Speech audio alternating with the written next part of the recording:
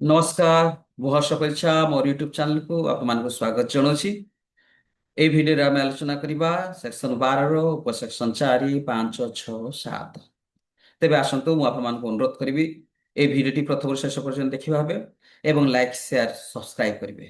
କାରଣ ଆପଣମାନଙ୍କର ଗୋଟେ ଗୋଟେ ସବସ୍କ୍ରାଇବ ଆମମାନଙ୍କୁ ନୂତନ ତଥ୍ୟ ନେଇକି ଆପଣମାନଙ୍କ ସମ୍ମୁଖରେ ଗୋଟେ ଭିଡିଓ ଉପସ୍ଥାପନ କରିବା ପାଇଁ ଆଗ୍ରହ ପ୍ରକାଶ ଲାଗୁଛି ବା ଇନ୍ସପିରେସନ ଯୋଗାଉଛି। ତେଣୁ ଅନୁରୋଧ କରୁଛି ଲାଇକ୍ ସେୟାର ସବସ୍କ୍ରାଇବ କରିବାକୁ ଭୁଲିବେନି। ତେବେ ଆସନ୍ତୁ ଆଜିର এই ଭିଡିଓରେ ଆମେ ଆଲୋଚନା କରିବା ଯେ constitution of central information commission ର ଯୋଉ ଅଛି ଧାରା 12 ତାର ଉପଧାରା 4, 5, 6, 7 କଣ କହୁଛି ସେ ଉପରେ ଆମେ ଆଲୋଚନା କରିବା। ତେବେ 12ର ଉପଧାରା 4 କଣ କହୁଛି ନା general superintendent direction and management of the affairs of the central information commission shall vest in the chief information commissioner who shall be assisted by the information commissioner and may exercise all such power and do all such act and things which may be exercised or done by the central information commission autonomously without being subjected to direction by any other authority under this act। ଅର୍ଥାତ୍ କହିବାକୁ ଗଲେ ଏଇ ଯୋଉ central information commission ଗଠିତ ହେଲା ବା central information commission ଗଠିତ ହେଲା ପରେ ଯୋଉ ଚିଫ ଇନଫର୍ମେସନ କମିଶନ ତାଙ୍କ ସହିତ 10 ଜଣିଆ କମିଟିକୁ ଆପଣଙ୍କ ନିଯୁକ୍ତି ଦିଆଗଲା ତାରି ଭିତରେ ସେଣ୍ଟ୍ରାଲ ଇନଫର୍ମେସନ କମିଶନ ସମସ୍ତ ଡିରେକ୍ସନ କରିବେ, ସମସ୍ତ ତଦାରଖ କରିବେ ଏବଂ ସମସ୍ତ କାର୍ଯ୍ୟ କେମିତି ସୁଚାରୁ ରୂପେ କାର୍ଯ୍ୟକ୍ରମ ହବ ରୀତିନୀତି ନିୟମ ପ୍ରଣୟନ କରିବାରେ ବା ଇମ୍ପ୍ଲିମେଣ୍ଟ ଭଲ ଭାବରେ ହେବା ପାଇଁ ଯାହା ଯଥାସାଧ୍ୟ ଆବଶ୍ୟକ ସେ ସମସ୍ତ କାର୍ଯ୍ୟକ୍ରମ ନିଜ ଅଧୀକ୍ଷଣରେ ନିଜ ସୁପରିନଟେଣ୍ଡିଂରେ କିଏ କରିବେ? Chief information central chief information ସମସ୍ତ କାର୍ଯ୍ୟ କରିବେ ଏବଂ ତାଙ୍କୁ ସାହାଯ୍ୟ କରିବେ ସେଣ୍ଟ୍ରାଲ ଇନଫର୍ମେସନ କମିଶନର ଯୋଉମାନେ ସଦସ୍ୟ ଅଛନ୍ତି ସାହାଯ୍ୟ କରିବେ ଏବଂ ସେମାନେ କାହାର ପ୍ରଭାବରେ ପ୍ରଭାବିତ ହେବେ ନାହିଁ ବା କୌଣସି ଅଥରିଟିର ପ୍ରଭାବରେ ପ୍ରଭାବିତ ହେଇକି କୌଣସି ଜିନିଷ କରିବେନି। ସେମାନେ ଯାହା ଚିଫ ଇନଫର୍ମେସନ କମିଶନ ଅଟୋନୋମସଲି ଯାହା ଚିନ୍ତା କରିବେ, ଯାହା ଠିକ ଅଛି ରୁଲ ପ୍ରକାରେ ଏବଂ ଯାହା ସୂଚନା ଅଧିକାର ପରିଧି ଭିତରେ ଯାହା କରିବା କଥା ନିଜ ମନିଟରିଂ ବା ନିଜର ରୁଲ ପ୍ରଣୟନ କରିବା, ନୀତିନୀତି ପ୍ରଣୟନ କରିବା ବା ସୁପରିନଟେଣ୍ଡିଂ କରିବା ବା ଷ୍ଟେଟ ଇନଫର୍ମେସନ କମିଶନ ମାନଙ୍କୁ ସେଣ୍ଟ୍ରାଲ ଇନଫର୍ମେସନ କମିଶନ ମାନଙ୍କୁ କଣ କୋଉ କୋଉ ବିଷୟରେ ତାଙ୍କୁ ଚାର୍ଜ ଦେବା, ଦାୟିତ୍ୱ ଦେବା, କେମିତି ଆରଟିଆଇ ଟା ଭଲରେ ଇମ୍ପ୍ଲିମେଣ୍ଟ ହେବ ଦେଶବ୍ୟାପୀ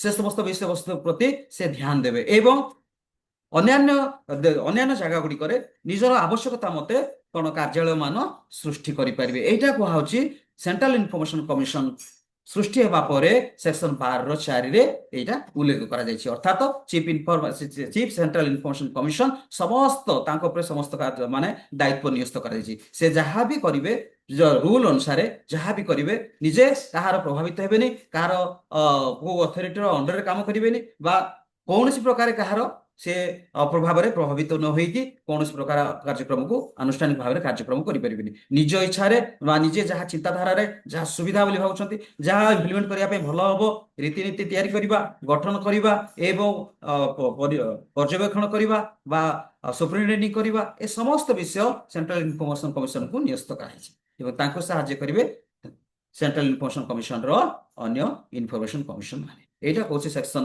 12ର ଉପସେକ୍ସନ 4। ତେବେ ସେକ୍ସନ 12ର ଉପସେକ୍ସନ 5 କଣ କହୁଛି? The chief information commissioner and information commissioner shall be person of eminence in public life with wide knowledge and experience with law, science and technology, social service, management, journalism, mass media or administration and government। ଯୋଉମାନେ ବି ଆପଣଙ୍କର central information commission ବା central chief information commission ହେଇଥିବେ ତାଙ୍କର କୋଉ କୋଉ ଉପରେ ଜ୍ଞାନ ଥିବା ଦରକାର ନା ୱାଇଡ ନଲେଜ ଥିବା ଦରକାର, ଏକ୍ସପିରିଏନ୍ସ ଇନ୍ ଲ ଉପରେ ବା ଆପଣଙ୍କର ବିଧାନ ଉପରେ ତ ଏକ୍ସପିରିଏନ୍ସ ଥିବା ଦରକାର, ସାଇନ୍ସ ଉପରେ ଆପଣଙ୍କର ଏକ୍ସପିରିଏନ୍ସ ଥିବା, ସାଇନ୍ସ ଆଣ୍ଡ ଟେକ୍ନୋଲୋଜି ଉପରେ ତାଙ୍କର ଧାରଣା ଥିବା ଦରକାର, ସୋସିଆଲ ସର୍ଭିସ ଉପରେ ତାଙ୍କର କିଛି ଇଏ ଥିବା ଦରକାର, ଏକ୍ସପିରିଏନ୍ସ ଥିବା ଦରକାର, ମ୍ୟାନେଜମେଣ୍ଟ କେମିତି ଦଳକୁ ମ୍ୟାନେଜମେଣ୍ଟ କରାଯାଇ ପାରିବ ସେଇ ମ୍ୟାନେଜମେଣ୍ଟ କ୍ୱାଲିଟି ମଧ୍ୟ ଥିବା ଦରକାର, ଜର୍ଣ୍ଣାଲିଜମର କ୍ୱାଲିଟି ମଧ୍ୟ ଥିବା ଦରକାର ବା ଜର୍ଣ୍ଣାଲିଜମର ଆସ୍ପେକ୍ଟ ମଧ୍ୟ ଥିବା ଦରକାର, ମାସ୍ ମିଡିଆ और ଆଡମିନିଷ୍ଟ୍ରେସନ ଆଣ୍ଡ ଗଭର୍ନାନ୍ସ ବା ଏଇ ଯୋଉ ମାସ୍ ମିଡିଆ ଉପରେ ମଧ୍ୟ ତାଙ୍କର ଏକ୍ସପିରିଏନ୍ସ ଥିବା ଦରକାର। ତ ଏଇଭଳି ବ୍ୟକ୍ତି ବିଶେଷ ଲୋକମାନଙ୍କୁ ସେଣ୍ଟ୍ରାଲ ଇନଫର୍ମେସନ କମିଶନ ବା ସେଣ୍ଟ୍ରାଲ ଚିଫ ଇନଫର୍ମେସନ କମିଶନ ବା ସେଣ୍ଟ୍ରାଲ ଇନଫର୍ମେସନ କମିଶନ ହିସାବରେ ଆପଣଙ୍କର ନିଯୁକ୍ତି ପ୍ରଦାନ କରାଯାଇ ପାରିବ ବା ଯୋଉମାନେ ଆପଣଙ୍କର ନିଯୁକ୍ତି ପ୍ରାପ୍ତ ହେବେ ମହାମହିମ ରାଷ୍ଟ୍ରପତିଙ୍କ ଦ୍ଵାରା ଏ ସମସ୍ତ ଗୁଣରେ ସେମାନେ ଭୂଷିତ ହୋଇଥିବା ଦରକାର। ଅର୍ଥାତ ଆପଣଙ୍କର କୋଉ କୋଉ ଗୁଣ ନା experience in law, experience in science and technology, experience in social service, experience in management, experience in journalism এবং mass media and administration এবং governance ଉପରେ ଆପଣଙ୍କର ପରିଚାଳନା ଉପରେ ମଧ୍ୟ ତାଙ୍କର ଜ୍ଞାନ ଥିବା ଦରକାର। ସେଇଭଳିଆ ଲୋକକୁ ଆପଣଙ୍କର ଏଠି ଆପଣଙ୍କର ନିଯୁକ୍ତି କରାଯିବ। ରାଇଟ୍, ଏଇଟା ହଉଛି ସେକ୍ସନ 12 ଉପ ସେକ୍ସନ 5 କହୁଛି। ତାପରେ ଆପଣଙ୍କର ସେକ୍ସନ 12 ର ଉପସେକ୍ସନ 6 କଣ କହୁଛି?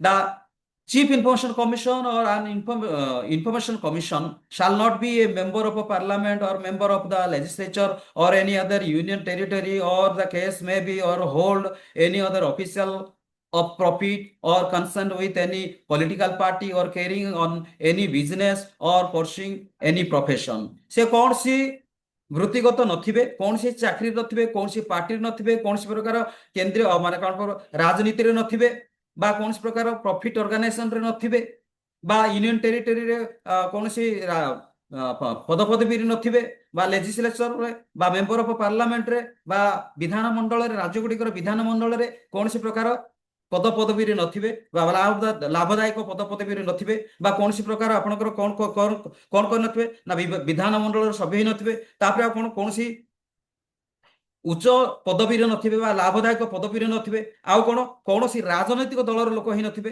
ବା କୌଣସି ରାଜନୈତିକ ଦଳ ସହିତ ତାଙ୍କର ସମ୍ପୃକ୍ତି ନଥିବ, ଏବଂ କୌଣସି ବ୍ୟବସାୟିକ ବୃତ୍ତି କରୁନଥିବେ, ବା କୌଣସି ବୃତ୍ତିରେ ସମ୍ପୃକ୍ତ ନଥିବେ, କୌଣସି ଏମ୍ପ୍ଲୟମେଣ୍ଟ ନଥିବେ, ସେମାନଙ୍କୁ ହିଁ ଆପଣଙ୍କର ଚିଫ ଇନଫର୍ମେସନ କମିଶନ ଏବଂ ଇନଫର୍ମେସନ କମିଶନ ହିସାବରେ ନିଯୁକ୍ତି ପ୍ରଦାନ କରାଯିବ। ଏଇଟା ହଉଛି ସେକ୍ସନ 12 ର ଉପସେକ୍ସନ 6। ତେବେ ଉପସେକ୍ସନ 7 କଣ କହୁଛି? The headquarters of the central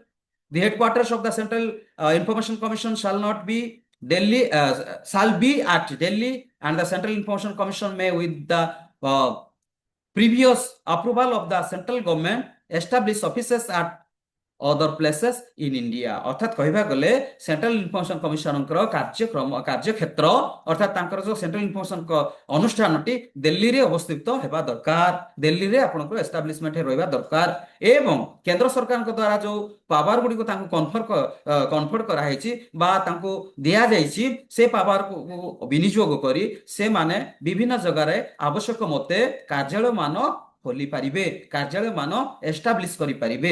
Etah कोछि section 7। अर्थात हेडक्वार्टर्स कोठी रहइबो? सेंट्रल इन्फॉर्मेशन कमिशन कर हेडक्वार्टर्स ऑफिस टी बा निकायटी कोठी रहइबो? सेंट्रल इन्फॉर्मेशन कमिशन रो दिल्ली रे अवस्थित रहइबो बा दिल्ली रे अवस्थापित हो, एवं अन्यान्य आवश्यक मते जो पावर ताको क्षमता आसीन करा जाइछि, से क्षमता को व्यवहार करी से माने आवश्यक तले विभिन्न जगह रे कार्यालय मान प्रतिष्ठा करि पारिबे। एटा होछि सेक्शन 12 रो उपसेक्शन 7। तो वर्तमान आपण माने जानि परले जे सेक्शन 12 रो 4, 5, 6, 7 को भली भाबरे आमे आलोचना कले। ए भिडियोटी आपण माने देखिथिबे निश्चित भाबरे, एवं याकू लाइक शेयर सब्सक्राइब करियो बोली मो अनुरोध करछि। नमस्कार।